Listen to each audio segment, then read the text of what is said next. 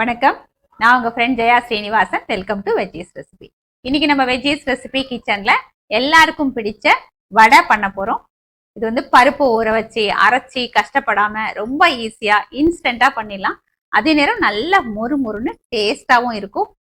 இந்த வடையை வந்து நம்ம சாதத்துக்கு தொட்டு சாப்பிடலாம், இல்லை டீ டைம் ஸ்நாக்கா யூஸ் பண்ணிக்கலாம், இல்லை திடீர்னு ஏதாவது கெஸ்ட் வராங்க அப்படின்னாலும் நம்ம பண்ணலாம். சில சமயம் நம்ம பிரேக்ஃபாஸ்டோட, அதாவது இட்லி வடை இல்லை பொங்கல் வடை அந்த மாதிரி பண்ணுவோம் பார்த்தீங்களா, அப்பயும் நம்ம இதை பண்ணி சர்வ் பண்ணலாம்.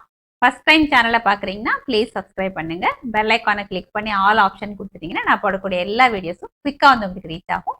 வாங்க ஈஸியாக இந்த இன்ஸ்டன்ட் வடை எப்படி பண்ணுறதுன்னு பார்க்கலாம். வடை பண்ணுறதுக்கு 1 கப்பு கெட்டி அவல் எடுத்துக்கணும். இதை நல்லா வாஷ் பண்ணிட்டு அவல் முழுகிற அளவுக்கு தண்ணி சேர்த்து ஒரு அரை மணி நேரத்துக்கு நம்ம ஊற வச்சுக்கணும். பாருங்க, அவல் நல்லா வாஷ் பண்ணிட்டு கொஞ்சமாக தண்ணி சேர்த்து நான் ஊற வச்சிருக்கேன். நல்லா சாஃப்டா ஊறி இருக்கு. அதே நேரம் எக்ஸஸ் தண்ணி இல்லை. நீங்க ஊற வச்சதுக்கு அப்புறம் அந்த அவல்ல தண்ணி எக்ஸஸா இருந்ததுன்னா அந்த தண்ணி நம்ம புழிஞ்சு எடுத்துக்கணும். நல்லா ஊறி இருக்கிற இந்த அவல்ல தேவையான அளவுக்கு சால்ட் சேர்த்துக்கலாம். 1 டேபிள் ஸ்பூன் அரிசி மாவு, 1 டேபிள் ஸ்பூன் கடலை மாவு. அவல் வந்து நல்லா சாஃப்டாகிற அளவுக்கு நல்லா அழுத்தம் கொடுத்து பிசைஞ்சுக்கணும். அரிசி மாவு சேர்க்கறதுனால வடை நல்ல மொறுமொறுன்னு வரும். கடலை மாவு சேர்க்கறதுனால நல்ல ஒரு கோல்டன் கலர்ல வரும். அதே நேரம் நல்ல ஒரு பைண்டிங்கும் கிடைக்கும். நல்லா பிசைஞ்சாச்சு. 2 பச்சை மிளகாயை பொடியாக கட் பண்ணி வச்சுருக்கேன்.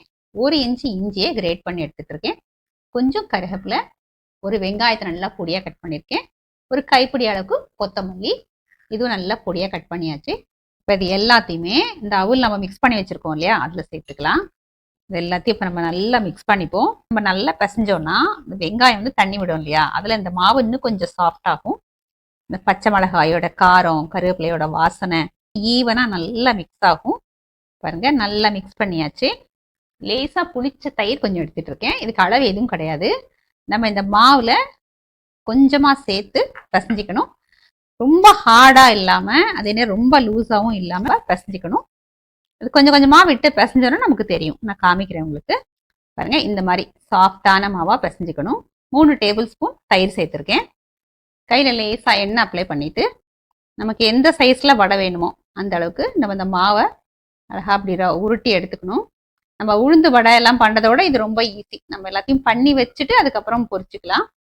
பாருங்க, இந்த மாதிரி பண்ணதுக்கப்புறம் கையில் வச்சு இப்படி ப்ரெஸ் பண்ணிக்கணும். நல்லா ஓரங்கள் எல்லாம் கூட நல்லா ஷேப் பண்ணிக்கலாம். சென்டரில் இப்படி ஓட்டை போட்டுக்கலாம். பாருங்கள், நம்ம உளுந்து வடை பண்ணுவோம் இல்லையா, இதே மாதிரி இப்படி ஓட்டை போடாமல் நம்ம எப்படி பருப்பு வடை பண்ணுவோம் அப்படியே நம்ம பண்ணிக்கலாம். இந்த மாதிரி பண்ணோம்னா நல்லா மொறுமொறுன்னு வரும். இதே மாதிரி எல்லாத்தையும் நம்ம பண்ணி எடுத்துப்போம். வடை பொரிக்கிறதுக்கு பேனில் வந்து எண்ணெய் வச்சுருக்கேன். நம்ம அந்த டீப் கடாயோட இந்த மாதிரி அகலமான பேனில் வச்சுக்கிட்டா பெட்டராக இருக்கும். நம்ம பண்ணி வச்சிருக்கிற இந்த வடையை ஒவ்வொன்றா வந்து எண்ணெயில் ட்ராப் பண்ணிக்கலாம். இதில் எந்த அளவுக்கு இந்த எண்ணெயில் கொள்ளுமோ அந்த அளவுக்கு போட்டுக்கலாம். ஃப்ளேமையும் வந்து மீடியமில் வச்சுக்கலாம்.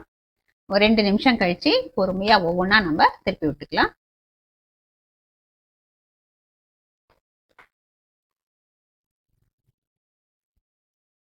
இதே மாதிரி 2 பக்கமும் திருப்பி திருப்பி விட்டு நல்ல மொறுமொறுன்னு கோல்டன் கலர் வர்ற வரைக்கும் நம்ம பொரிச்சு எடுத்துக்கலாம். வடை பாருங்க, நல்லா 2 பக்கமும் திருப்பி திருப்பி விட்டு நல்ல மொறுமொறுன்னு நல்லா ஃப்ரை பண்ணியாச்சு. இப்போ நம்ம இதை எடுத்துடலாம். எண்ணெயை வடிச்சிட்டு சர்விங் பிளேட்ல எடுத்துக்கலாம்.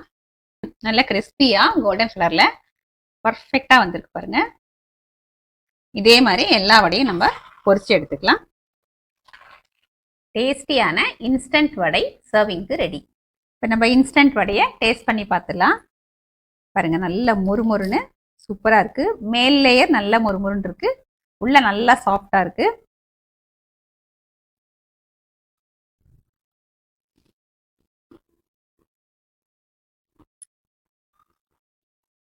அருமையா இருக்கு. இந்த இன்ஸ்டன்ட் வடை அப்படின்னு சொல்ல முடியாது. நம்ம உளுந்தெல்லாம் ஒரு வச்சு அரைச்சா எப்படி இருக்கும் அது மாதிரி ரொம்ப டேஸ்டா இருக்கு.